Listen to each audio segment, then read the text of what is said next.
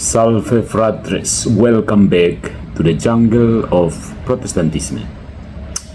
Kita masih membahas tentang Protestantisme. Ingat ya, disclaimer, gagasan Protestantisme, bukan orang-orang dari jemaat Protestan manapun.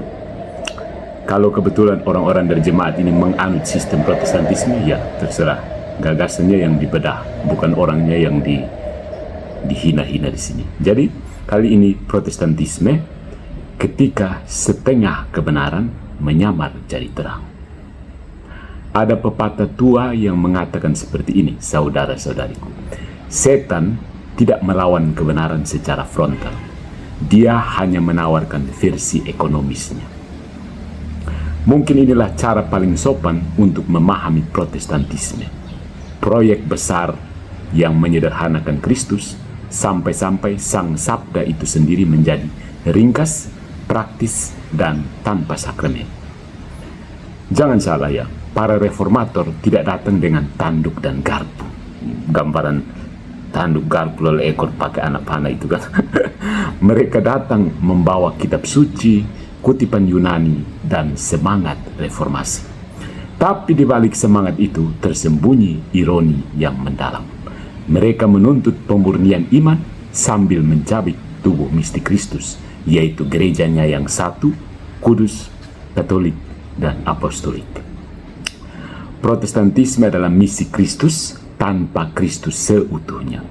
Apa yang hilang dalam Protestantisme bukanlah Yesus sebagai tokoh sejarah atau sebagai juru selamat yang baik hati. Yang hilang adalah Yesus yang memerintah lewat sakramen, yang hadir dalam tubuh dan darah Ekaristi, yang mengangkat rasul dan pengganti mereka, dan yang memberikan bundanya kepada gereja. Bagi banyak Protestan, Yesus cukup hadir sebagai ide. Gereja cukup berupa persekutuan maya tanpa struktur. Sakramen cukup jadi simbol. Dan Maria, cukup disingkirkan karena terlalu Katolik. Tapi yang lucu, sembari menolak tradisi gereja, mereka tetap membawa Alkitab yang dijahit oleh Konsili Katolik, diteruskan oleh para uskup Katolik, dan dipertahankan dalam bahasa Latin yang dulu mereka caci. Ironis? Tentu saja. Tapi begitulah kalau seseorang menolak induknya sambil terus menyusu darinya.